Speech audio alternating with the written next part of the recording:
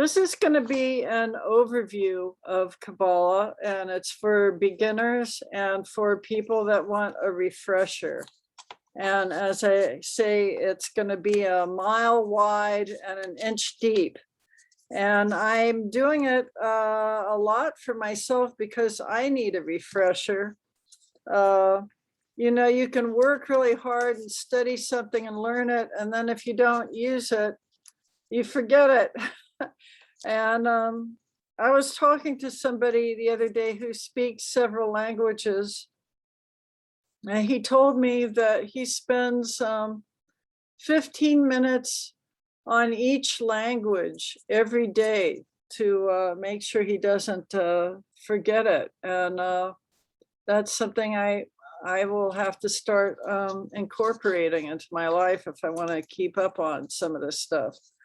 So we're going to go a little bit on the history, then the Hebrew alphabet, then the cube of space, the Tetragrammaton, Gematria, the tree of life, the four worlds, and the parts of the soul. So the history is probably my weakest part, but I will tell you just a little bit. Kabbalah means literally reception or correspondence, and it's an esoteric method, discipline, and school of thought in Jewish mysticism. Jewish Kabbalah is a set of esoteric teachings meant to explain the relationship between an unchanging eternal God and a mortal finite universe of God's creation, and forms the foundation of mystical interpretations within Judaism.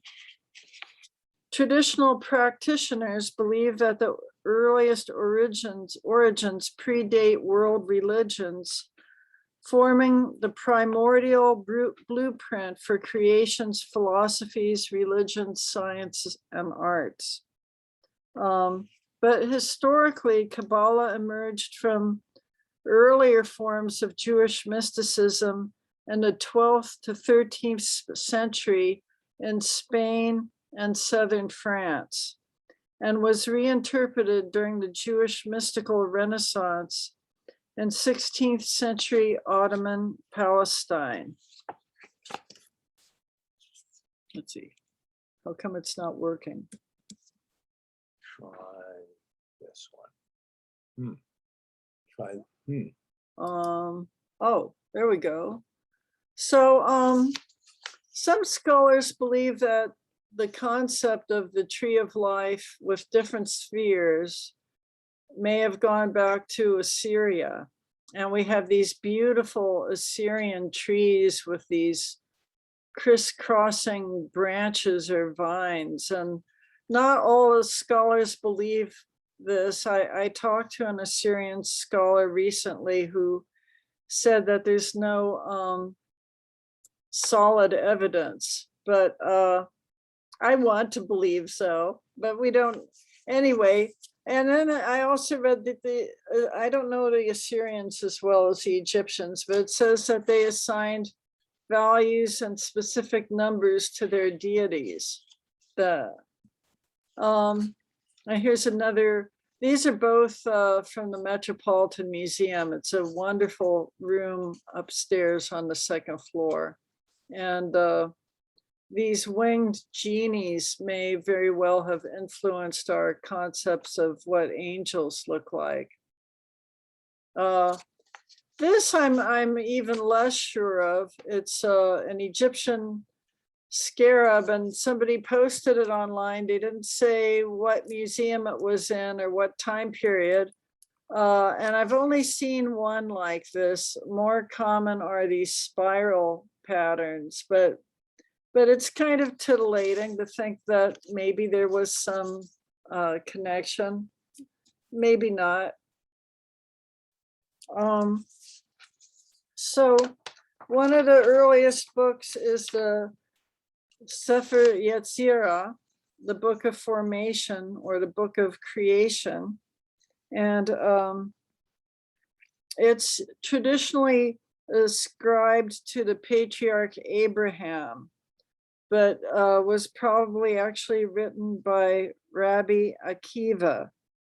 And modern scholars still debate about its origins, but it was meant to convey how creation was made, how our universe came into existence.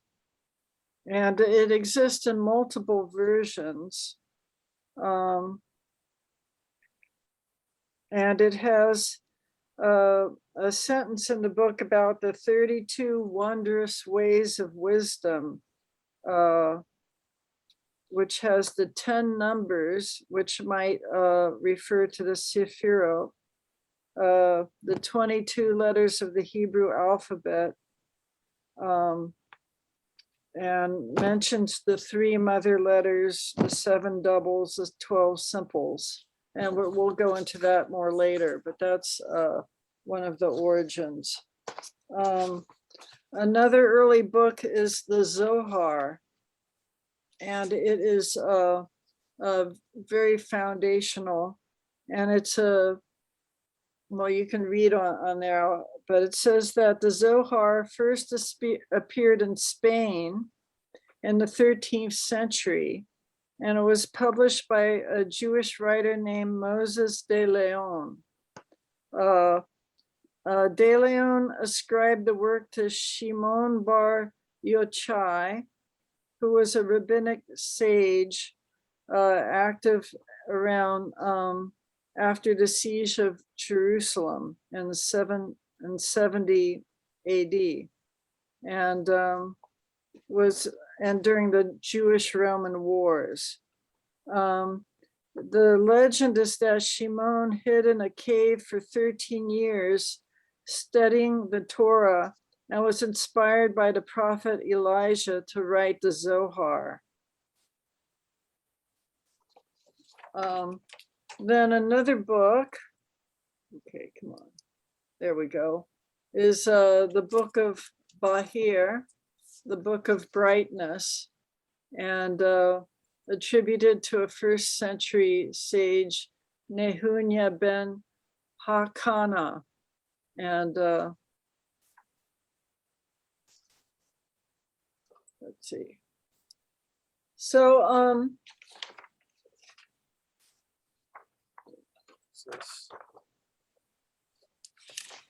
looking for my papers.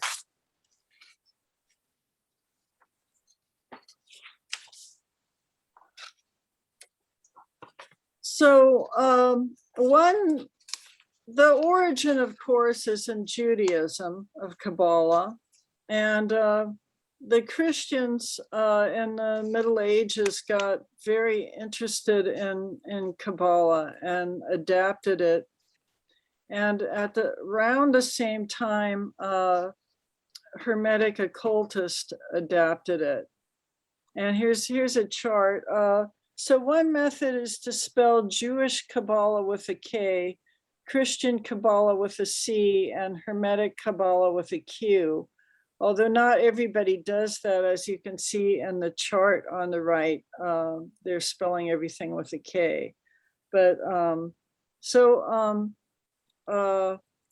Christian and Hermetic Qabalah, depart from the Jewish by mixing in other traditions. Certainly Christian Kabbalah uses a lot from the New Testament, and Hermetic Qabalah is, bringing in Neoplatonism and theurgy and other influences through the Golden Dawn. It started mostly in the Renaissance, both Christian and Hermetic Qabalah. And Hermetic Qabalah is the foundation of the Western mystery tradition, and it was studied by John D.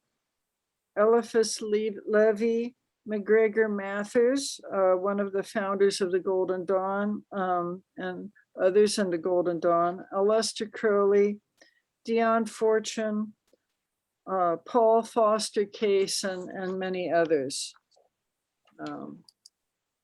So usually people beginning in Kabbalah start with the Hebrew alphabet, especially if you didn't grow up learning Hebrew. It's a little tricky. It reads, you know, we normally in English read from left to right, but Hebrew reads from right to left. And if you aren't used to it, it can be really confusing. It's a little hard to get used to. And then you have all these funny squiggly lines. But I was totally intimidated. I was like, I'm never going to learn. This is too much for me. But I managed to do it. So if I can do it, you can do it. And it's useful to look at different fonts. Wait, wrong way. Because the letters can look very different from one font to the next. So try to familiarize yourself with different fonts and lettering styles. And you'll notice that some of the letters have two forms. There is the main form, and then there is a form when it appears at the end of a word. So kaf, zadi, pe, nun, mem, all of these have a different form if the letter is at the end of the word. And I don't know why they do that. It seems confusing, but you get used to it, and it works fine. And the letters, we'll go into this more, but the letters are all assigned a numerical value. And they also have a meaning. The name of the letter actually means different things. Aleph is ox, Beth is house, Gimel is camel, Daleth is door, and so forth. And it's kind of fun to play with that. I actually made flashcards for myself at one point with little pictures and the Hebrew letter. So then the letters are grouped.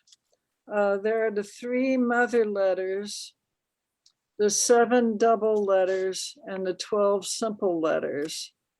And I started wondering why in the hell do they call them double letters? And I looked that up, and it's because the double letters have 2 sounds. They have a hard sound and a soft sound, but they also have other qualities. According to one source, that the double letters can represent a contrast, like wisdom and folly, grace and dignity, fertility and solitude, life and death. So that's very interesting. And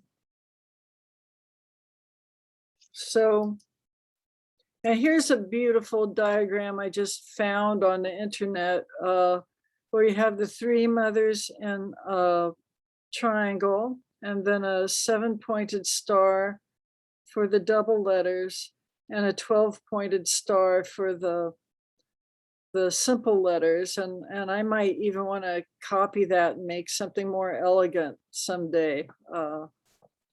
I don't really know what the internet's so bad, how sloppy people are. I don't know what the source of this is, but I think it's very attractive. So the 3 mother letters, not according to Jewish Kabbalah, but according to Hermetic Qabalah, have other associations. And Crowley compared them to the 3 alchemical symbols, the 3 alchemical elements, and also to the 3 elements, fire, water, and air, and to the 3 gunas that comes from Hinduism. And he explains that in the Book of Thoth. And then, of course, I should say the the 7 double letters correspond to the 7 planets and the 7 days of the week, and the 12 simple letters obviously can correspond to the astrological signs. So the next section is on the cube of space. The cube of space is an occult concept that was popularized by Paul Foster Case, and it takes the 3 axes of the cube, the center point of the cube, the 6 sides, and the 12 edges, and aligns them with the alphabet. And we'll show you step by step how this goes. It comes from Paul Foster Case popularized it, but he took it from the Sefer Yetzirah. And there's a verse in chapter 4 in which it associates Hebrew letters with the cardinal directions, and another verse that associates the 12 Hebrew letters with the diagonal directional arms. So he was basing it on a Hebrew text. So in this picture, we see the 3 mother letters who are stretching themselves into infinity in 4 directions, up and down, north and south, and east and west. And then in the next picture, we have the 7 double letters that stand for the ends of these directions. So we have Beth above and Gimel below, Kaf at the west, Daleth at the east, Pei at the north, Resh at the south, and Tau in the center. And then the 12 simple letters stand for the edges of the cube. And so this is a way that the Hebrew alphabet constructs a cube, which is like saying it's the way God created the world, that he had these letters as tools to make for creation. And these this imagery can be used in ritual and meditation. All of this can. And of course, as I said in Hermetic Qabalah, the letters correspond to astrological signs. And so here's another depiction showing the astrological associations of the edges of the cube. And then this is I couldn't find the exact source of this, but it's an older source. It was one of those things where people share on the internet but don't tell the source, and I try to track it down and I couldn't find it, but it's a Christian version, and I'm not going to go into it in detail, but it's just kind of interesting to see how people take this and get inspired. So there's multiple ways to interpret it. So the next part is on the Tetragrammaton. The Tetragrammaton is the 4 letters spelling the name of God. Of course, God has many names in the Jewish tradition, but this was the most powerful and most important one, and was considered too holy to pronounce. So people would just spell it. And the story is that when the priest, the last priest, was murdered, that the pronunciation was lost.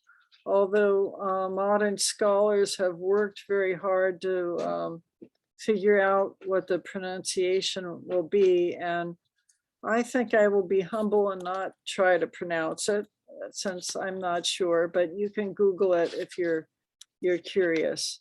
So this was considered very, very powerful, and is used in meditation. And each letter is follows a certain has certain associations. As you recall, we read from right to left. So the first letter is Yod, and it represents the father. The second letter, He, represents the mother. The third letter, Vav, represents the son. And the fourth letter, which is the second He, represents the daughter. So you have a family within this spelling, and you have a balance between male and female. The father Yod and mother He are considered inseparable in a permanent embrace and filled with great unceasing mutual love. According to the Zohar, the father and the mother, since they are found in union all the time and are never hidden or separated from each other, are called companions, and they find satisfaction in permanent union. The son Vav and daughter He are considered both siblings and consorts. They have a passionate and contentious relationship with each other. Both are given numerous names and attributes. The son Vav is considered to be the sky, and the daughter He is the earth. The Vav is called the king, and the daughter He is called the night, the moon, the sea, and the bride. They are thought to have wedded and embraced nightly in Solomon's temple. And the cherubim, the angels of love, were born from their embrace. With the destruction of the temple, the son Vav was believed to withdraw to heaven, while the daughter He is believed to have accompanied the Hebrews into exile. So there's some beautiful paintings and imagery. This is a beautiful image I found, and again, with very little information attached to it. So I don't know what time period this is from, but I was very moved to see the letters forming the human shape and thought of the verse in Genesis. So God created man in his own image. And I think this came, well, I don't know. Anyway, this was started in the Middle Ages, and they took the tetrasec. God, I can't pronounce that word. Somebody will tell me later. And this is, it comes from Pythagoras, this triangle shape, and they put the Tetragrammaton in this triangle shape, and it was a very favorite symbol in medieval painting, Kabbalistic painting. Here's another one where it's been formed into a heart. And you see the description says that there's some names written in it. And I was like, where is that? And I realized that the flames surrounding the upside down heart actually have letters in it that you can't see very well, because this is a crummy JPEG. They're the best JPEG I could find.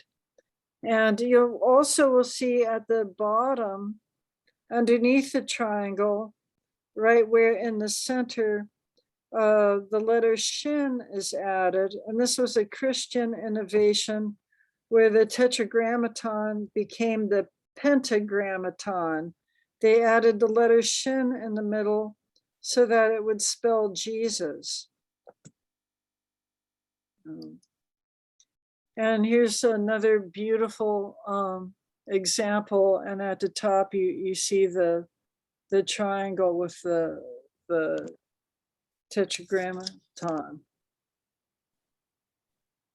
And here's yet another beautiful example with the Tetragrammaton way at the top of the circle in green, and other Hebrew words. This obviously is another Christian example with Christ on the cross in the middle.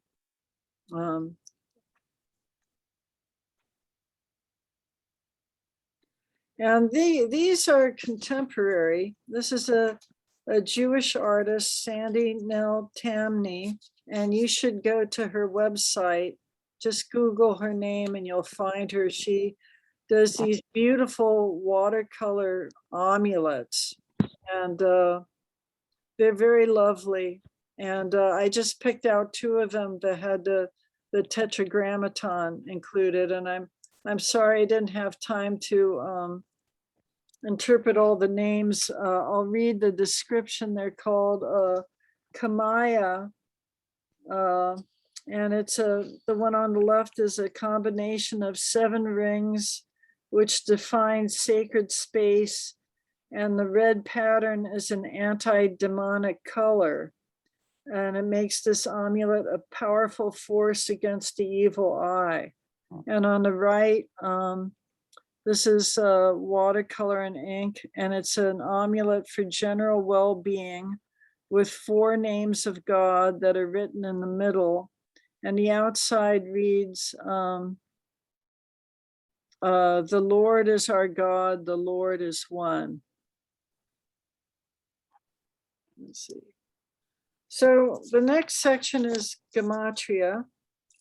Gematria is a process by which each letter of a word or phrase is converted to its numerical equivalent. And words yielding the same value are connected by their common numerical vibration and have correspondences. So as I told you, the Hebrew alphabet, each letter represents a number, and you can see in this chart. And as you know, some of the letters have a final version, and the finals have a different numerical value than their regular form.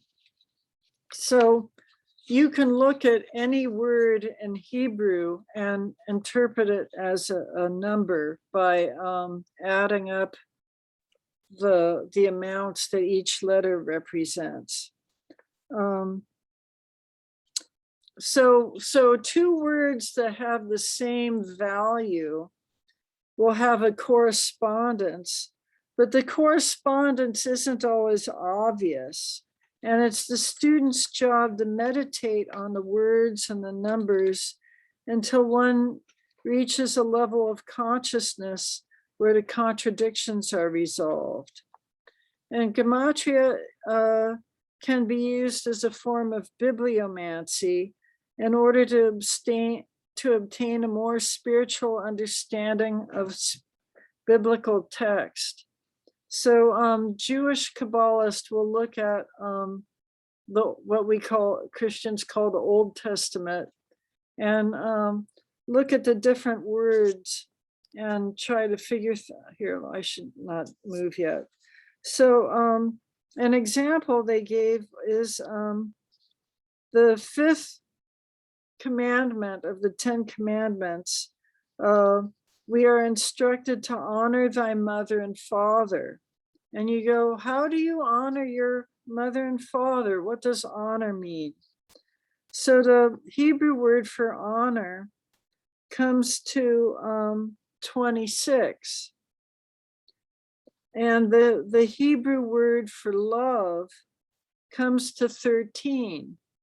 So twice 13 equals 26. So the interpretation is that you give your parents a double portion of love.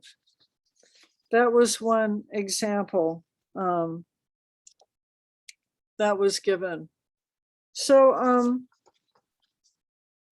Crowley wrote a guide called the Sefer Sephiroth, and it was published in 1912, and it was written by Crowley and Alan Bennett, and it's an index of numbers from 1 to 3,321, listing Hebrew word equivalents. And this can be very handy if you're trying to study Gematria. So you can take a word and add up what its numerical value is, and then look up the number and see which words that were considered by Crowley and Bennett to be valuable or interesting, and see what correspondences you might have. So I did my name, and my name actually is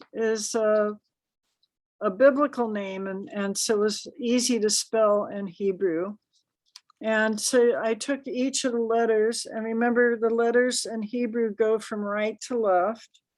So, but I'm writing, I transliterated it from left to right.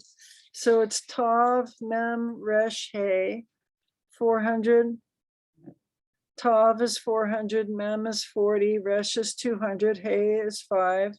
I get 645. And the Sefer Sephiroth had only one entry for me. And the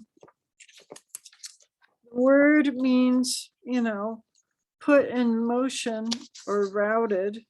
And I thought, hey, I'm somebody who puts things in motion. I like that. And then I thought, routed. Rout means defeat and cause to retreat and disorder. And I thought, does that mean that I'm the one routing the enemy, or am I the one being routed? So I guess that's up to me to live my life, to follow my true will, and I'll be the one putting things in motion. So that's just a simple one. Here's another example. The Shekinah means the divine presence of God, and it's a feminine concept. It's a feminine version of the divine. And the Gematria comes to 385. And these were the Hebrew words they had listed: the angel of the 2nd of December, Asaya, the world of matter, the glory of God, and lip. And I'm not going to try to interpret how those things all relate to the Shekinah. That would take quite a bit of study and introspection, but that's an example. Another example, Aleister Crowley's mother liked to tease him when he was a child and called him the beast, referring to Revelations 666. And Crowley liked to play with that, and has these associations, one being the spirit of the sun and another being Jesus. So that's very interesting too. And I'm sure we could go on about these associations for a long time. Gematria can also be done in other languages. Greek letters, Greek Gematria is called isopachy. I'm probably mispronouncing that. And you can also use a Gematria of Latin script being the letters we use in English, as well as French and Spanish and other languages, Western languages. And you can also do it in Arabic. So here in Thelema, we have the well-known saying, do what thou wilt shall be the whole of the law. Love is the law, love under will. And in Greek, will and love both each add up to 93. And so we have a shorthand of saying 93 over 93. And sometimes when we're being very brief, we greet each other and say 93. You've probably heard us say that. And here's an example of using English or more properly called Latin letters, the numerical value, how you would do that if you wanted to use Gematria on that. I was very interested whether Kabbalah was adopted by Christians, and I wondered, well, was Kabbalah adopted by Islam? And it seems that it wasn't. And in my own fantasy world, I thought that was too bad. I thought it would work really well with Islam, but I guess Muslims don't agree with me on that. I should be humble about that, but they do have some Gematria, and they do look at the Quran using a kind of Gematria with Arabic letters. I don't know how old this is or how widespread it is. I didn't have time to research it thoroughly. It might be something very recent, or it might be something that goes farther back, but I'd like to look into it more later. Okay, so I have a lot of pretty pictures for the Tree of Life. I love the Tree of Life. The Tree of Life has 10 spheres, and they're called the Sephiroth, and they symbolize different archetypes encompassing aspects of existence, God, and the human psyche. And there are 22 paths connecting those spheres. The 22 paths correspond to the Hebrew alphabet, and the paths represent the relationship between the concepts ascribed to the spheres, or a symbolic description of the requirements to go from one sphere to another. The Sephiroth are also associated to deities, angels, celestial bodies, values, colors or combinations of colors, and specific numbers. And they're arranged in columns, and we'll go into that later. And then, as you see above Kether, we have something beyond. We have the infinite light, the limitless all, and beyond everything, the void. And I find this just fascinating structure, and it's good to look at different people's versions of them.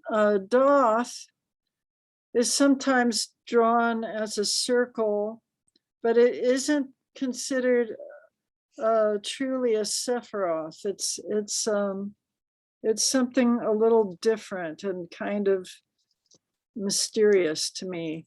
And so sometimes it's drawn without Doth represented, since it's not actually a Sephiroth. This is a chart that I like, and if you're in New York City, they might still have them at Quest, or you can Google Helion Publishing, and it's a two-sided laminated sheet, and it has a lot of information, and I found it very useful. And this is the back, and you can see it's got all kinds of information, and gives you a lot to look at. And here's another beautiful version. somebody made in computer graphics. The Sephirah are numbered. They start at the top. Kether is 1, Hokmah is 2, Bina is 3, and so far. Doth is not numbered. So the tree of life is colored different ways. The most common way is called the Queen's scale. And that's the only way I've really worked with it. There are other scales, and I hope this isn't confusing because it just shows the colors, but at the top is Kether. And as you see in the king and the queen and the prince, they're all white. And then the princess has white with flecked gold. So it's Kether, Hokmah, Bina, Hesed, Gebura, Tiferet, and so forth, from the top down. So you can get an idea that it can be colored different ways. So on the tree of life, it's ordered into 3 pillars.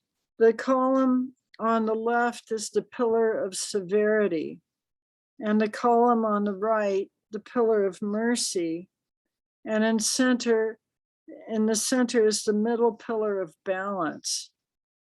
And Aleister Crowley wrote, "Remember that unbalanced force is evil, that unbalanced severity is but cruelty and oppression, but also that unbalanced mercy is but weakness that would allow and abet evil. Act passionately, think rationally, be thyself." So the pillars, the middle pillar has an emphasis as the pillar of balance, and it's visualized on the body. And on the left, we have all of the Sephirot where they would be placed on the body. And on the right is showing an emphasis on the middle pillar that's used in rituals and meditations. And it's different from the Hindu chakras. It's a similar sort of concept, but not exactly the same thing.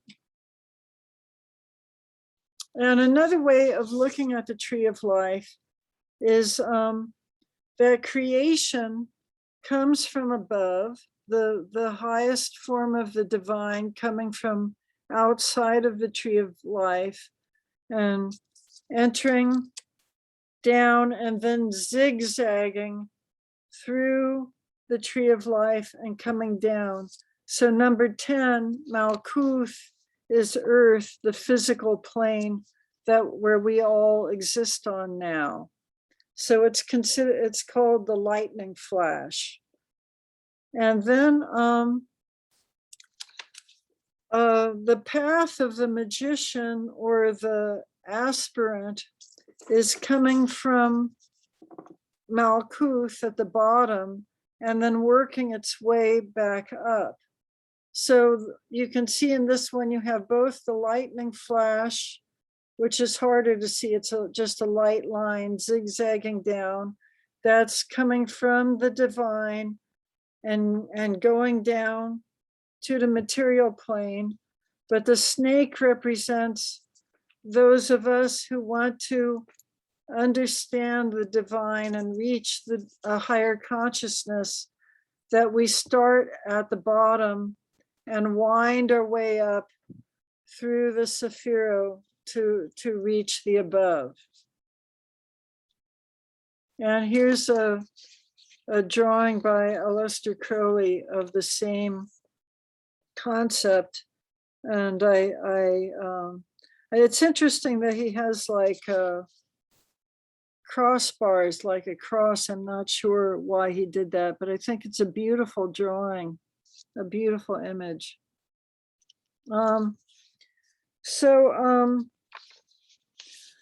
the paths of the tree of life correspond to the Hebrew alphabet, and the Hebrew alphabet, which is 22 letters, correspond to the tarot trumps. And here is the Rider-Waite deck as it would be placed on the paths of the tree of life. And so you start on the upper right, you see the Fool, and on the upper left, you see the Magician, and so forth. The Thoth deck, designed by Aleister Crowley and Lady Frida Harris, has made some changes on placement. For example, in the Book of the Law, there's a line that says, Zadi is not the star. So the star goes on a different path than it did in according to the Rider-Waite deck, or Waite-Smith, I should say. And then the smaller cards, the lesser arcana, go on the Sephira. And here's another chart. This is from Black Pearl. It was a publication of the Temple of Thelema that you can download for free at thelema.org. Anyway, this is from a page from one of the issues there that shows where the tarot is placed. And then this is another way to look at it instead of a chart, to see it as a list where you have the alphabet and both the cards on the right and then the astrology symbols listed. So there's all these rich associations between the tree of life, astrology, and the tarot.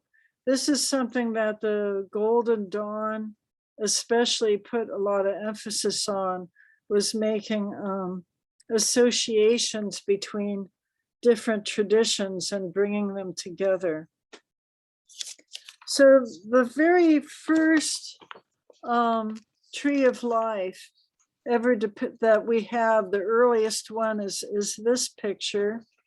And it was designed by Johann Reuchlin. It was for a book written by a Jewish author. The book was originally written by a Jewish author called Gates of Light. And then an Italian translated the Hebrew into Latin, and he called it Porte Lucas. And his son, Paolo's son, was talking to this artist and told him gave him notes about what the book said. And the artist, Johann, came up with this drawing. And so this is the earliest image that we know of the tree of life. And you can see it doesn't have all 22 paths, it only has 16. So this took some development. And here's another early one, not quite as early, a Hebrew text, and this one shows the Sephiro but no path. And then here's another early one, 1592, another Hebrew text.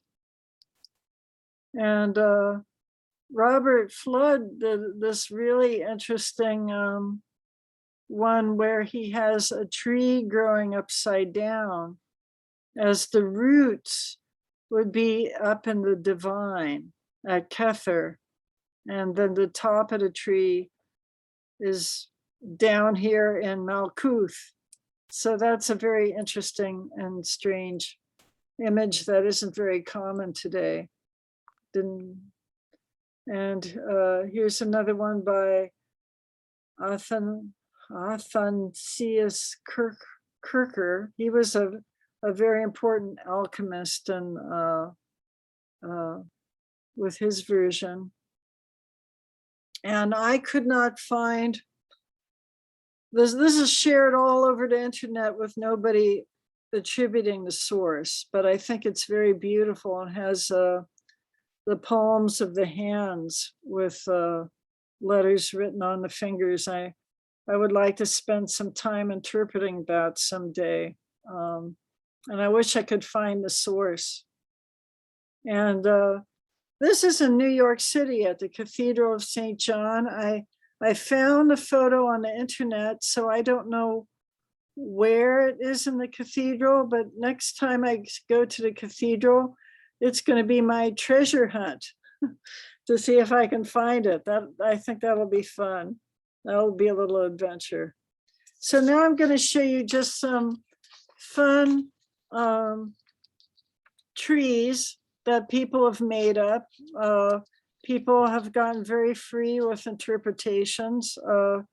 Other than that scarab I showed you earlier, I don't know if the Egyptians ever using the tree of life, but someone had fun making associations, and I think this is a very attractive painting with Osiris at Tifereth, Khepra at Malkuth, and so forth.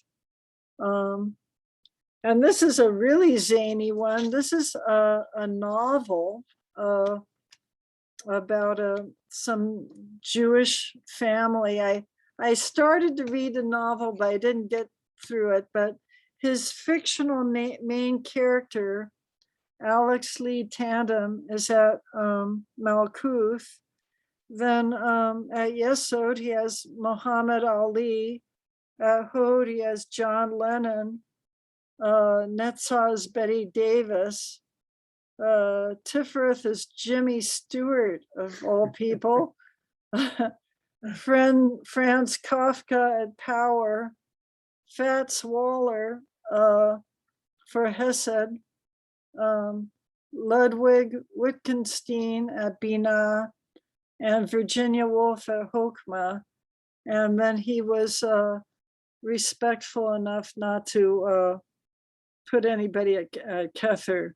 And I didn't read the whole novel, so I don't know exactly why he chose these people for these particular Sephiro, but it was just very inventive and endearing. Someday I'll finish reading the book.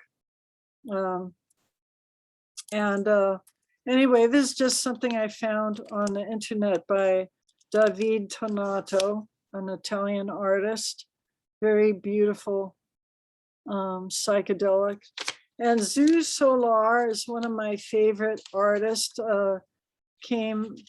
Had some influence from Cubism, but he did a lot of esoteric work, and he goes all over the place with crazy tree of life, different versions of it. And here's Leonora Carrington with very spacey, trippy tree of life with some wise men, 3 wise men at the bottom, and some winged lions, a lion and a lioness at the bottom, and other creatures floating around. And this is the most contemporary one I have by Carlos Andres Eckhart. So makes me think I should do a tree of life. See what interpretation I come up with. Okay, so the 4 worlds. The 4 worlds is another way of explaining creation. And so as you can see, they correspond to the Tetragrammaton and to parts of the Tree of Life. And I see them as steps in the process of creation. So at Zuluth is the world of emanation. It's the eternal, unchanging divine. It's the source. Then Bria, the world of creation, and it's like the concept. It's considered heaven proper, and it's the first separation from the divine and the location of the throne of God and the archangels. Yetzirah is the world of formation. It's the design, it's the abode of the lower angels and of men's souls and of the Garden of Eden. And Asaya is the world of action, the physical world that we live in. And a simple way of understanding the four worlds is to compare it to somebody building a house. So at the top at Ziluth, the person has decided one day that they're going to build their own house. That's the emanation. Then at Bria, they plan the style of the house that they want to design. That's the creation. Then at Yetzirah, they're making a specific blueprint to build the house. That's the formation.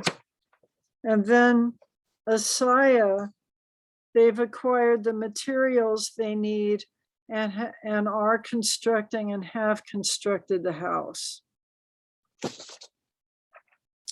And here's some other ways of here I have, it's good for me to look at different kinds of charts to affect my brain different ways.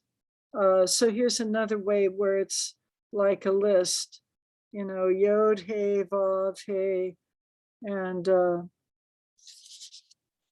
we have the initial inspiration, the broadening of concept, the emotional involvement in plans, and the building of the project. And this was another version I found on the internet. And it was another one of those things that's shared all over the place with nobody giving a source. This one makes it look like the spheres overlap each other, and I don't know if that's correct. But it's a very beautiful image, and it's another interesting way to think about it. So the last section is the parts of the soul. And different systems, different websites and books I've consulted have it listed different ways. And here we have the soul, parts of the soul connected with the parts of the world. And here's another one with the parts of the soul connected with the Tetragrammaton. And I was going to use this one to read from. Starting at the bottom, we have Guf, and Guf is the physical body. It's not the soul, it's just the meat and bones. And then comes Nefesh, and that's the part of the soul most strongly connected to the body. It's the animal instincts. It's the spark of life that animates and energizes the body and maintains its subconscious functions, such as breathing and the beating of the heart. And it corresponds to the element of earth and the last He of the Tetragrammaton. Then comes Ruach, and that is the mind and the reasoning powers. And it's consciousness, and it literally means wind. Ruach animates and energizes the personal consciousness and intellect within the physical vehicle. And it corresponds to air and the Vav of the Tetragrammaton. The next one is Neshama, and that's the higher aspiration of the soul. It's the higher level of spiritual consciousness inherent in the individual, but often unrecognized. The full potential of Neshama is realized through religious and mystical discipline. Within Kabbalah, Neshama is the source of individual identity and the source of ego or sense of self. Neshama is water and is the first hay of the Tetragrammaton. Kia, I should know how to pronounce this. Kia is the general living force. It's the part of the soul which is connected with all life, every living thing. This concept embraces all of creation, as all of creation is in a constant state of growth and development. It corresponds to fire and to the yod of the Tetragrammaton. And as the highest level of the soul, Chia is closest to the divine source. And then Yechida is the divine source and literally means unity. So that's all I have to say. I'm going to show you some books. My very favorite book for beginners is The Chicken Kabbalah by Lon Milo Duquette, and it was a lifesaver for me. As I said, I was terrified of learning Kabbalah. I thought it was going to be way too hard for me. I didn't think I could do it. And this book is, he uses a lot of humor, which helped me to relax and not feel so tense. But he also gives accurate information. And he does so in a very both amusing and visually stimulating way. And I highly recommend it. I really enjoy this book. A very highly respected book is by Dion Fortune, The Mystical Kabbalah. It's a very dense book, and I would read the Chicken Kabbalah first before I tackle the Mystical Kabbalah. I found it fascinating and full of information, and but quite dense and intense. Then two books. I also recommend that Pearls of Wisdom by James Eshelman. It's not only about Kabbalah, it's about Thelema and magic. It's a very good introduction book with all the basics you need to know about Thelemic magic, and it has very good information on Kabbalah. And the other one is 776.5. It's kind of a version of 777, but it is easier to read than 777. And it has some other additional information on rituals. You can has advice on constructing your own ritual. It also has the script for the Thelemic Mass and some other rituals. And you can get these online at thelema.org. And if you're in New York City, I have a couple boxes full of these, and I can sell you one. So anyway, that's my presentation.